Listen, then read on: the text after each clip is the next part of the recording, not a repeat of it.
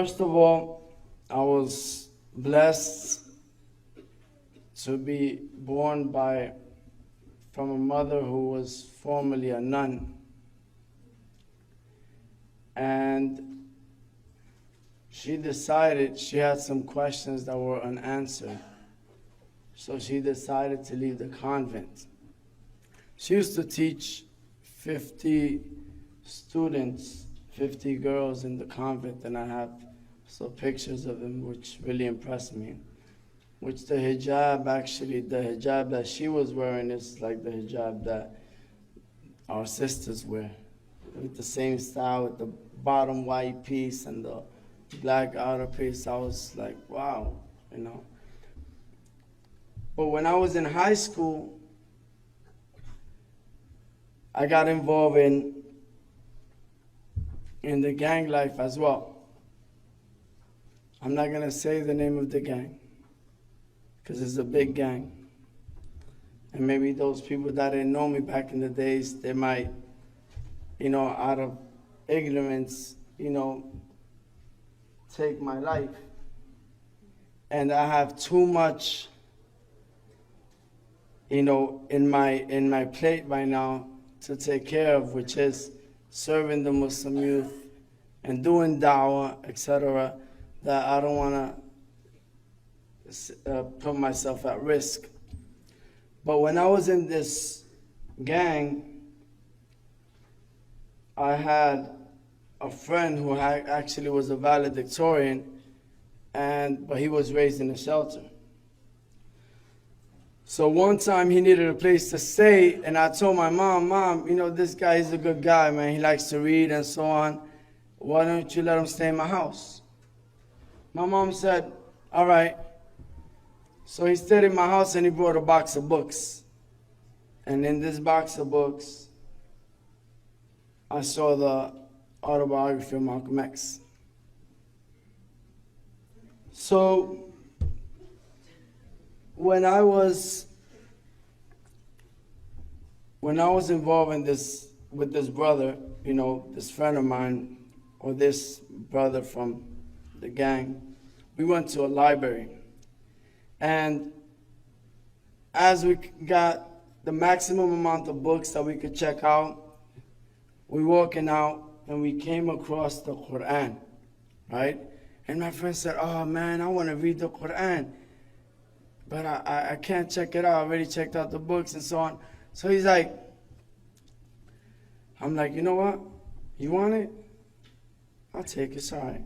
So I'll take it. So it wasn't a pocket Quran. Just let me make it clear. It's just I had some skills.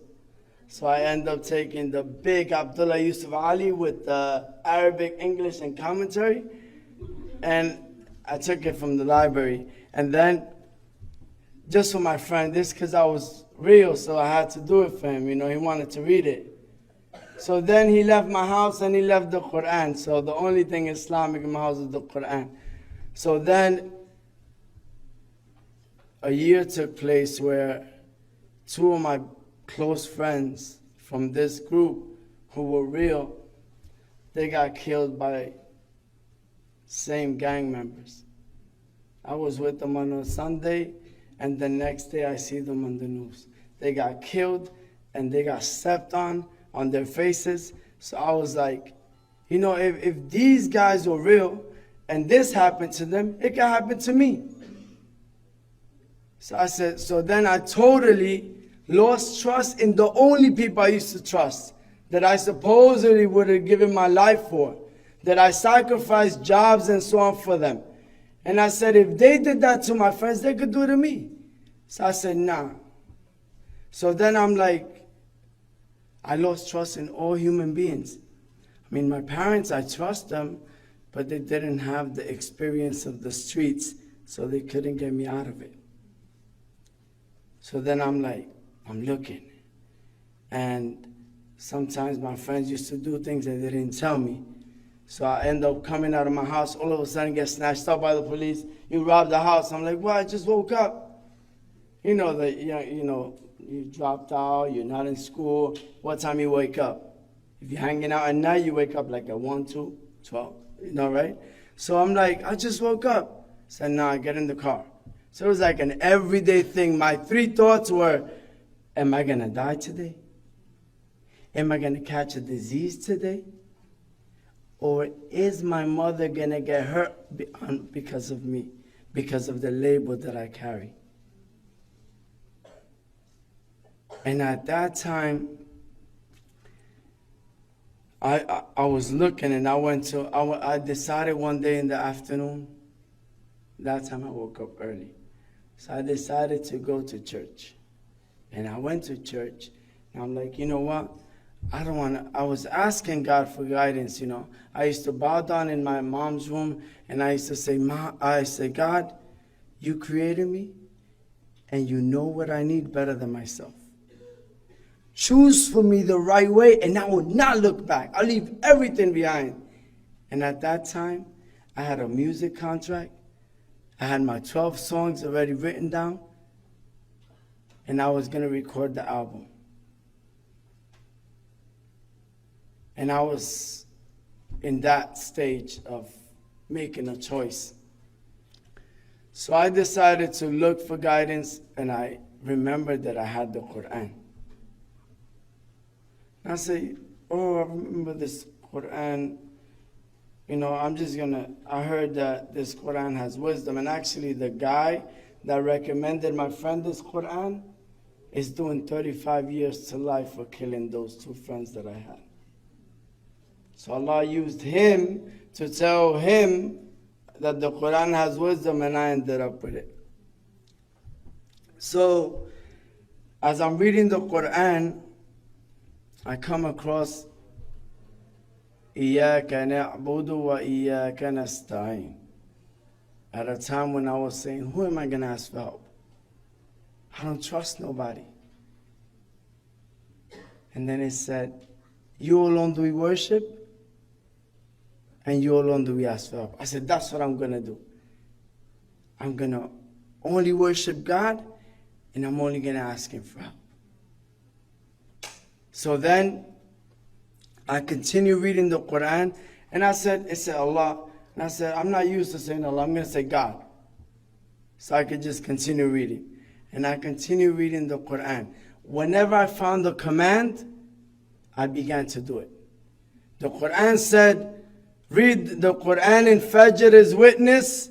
I will wake up when everybody in my house is sleeping. Quiet between me and God. And I used to read the Quran for a good hour, close the Quran, go to sleep, and feel like I accomplished something. Because it was in secret between me and God. Then my parents wake up, everybody gets ready to go to work, and I already did something. They're just waking up. So I kept doing this for months. And then I read another ayah, Kutiba alaykum as-siyam, prescribed for you is fasting. So I began to fast, but I wasn't lucky as you. I didn't know about Maghrib. All right? So I didn't know how to fast. So, and Omar, I'm sorry, man. I'm not trying to step. I'm not a comedian either. It's just natural,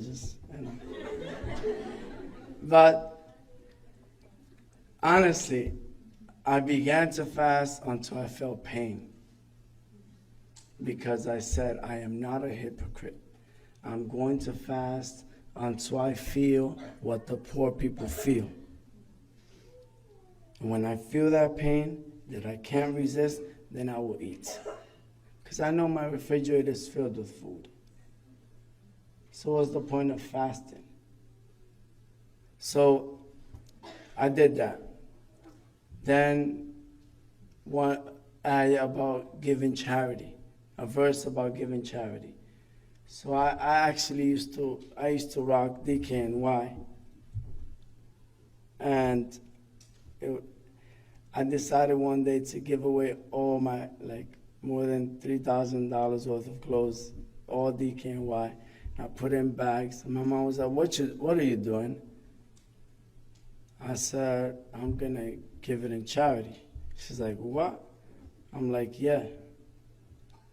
And I wasn't taking no advice. I was just, the Quran said, give charity, sacrifice that which you love. And I was just like doing it. So I grabbed these bags and I went to the nearby shelter and I put it in front of the door. And I was learning about doing things in secret between me and God. So I just rang the bell and I ran. And I used to know how to, like, you know, run and hide and stuff like that. So I dipped, you know, the dip, right? So I dipped. And alhamdulillah, but the feeling that I got when I'm walking home was amazing. Was amazing. So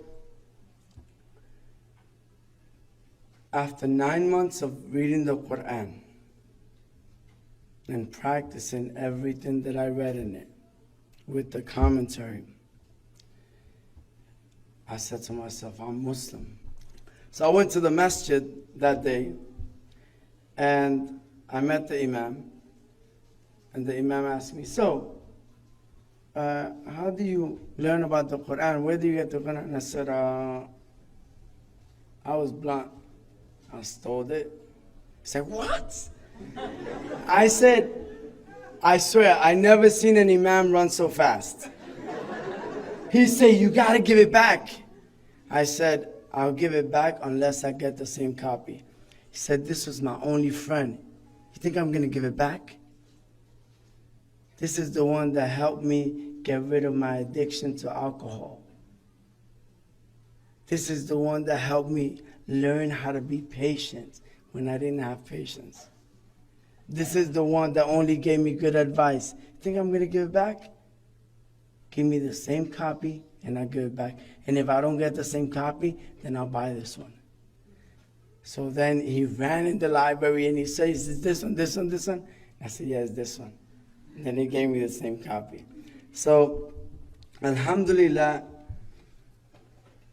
in the process of learning about Islam and going to the mosque, I began going home in the morning after Fajr. And I used to find my mom in the kitchen. And finding my mom in the kitchen, I used to read the Quran there.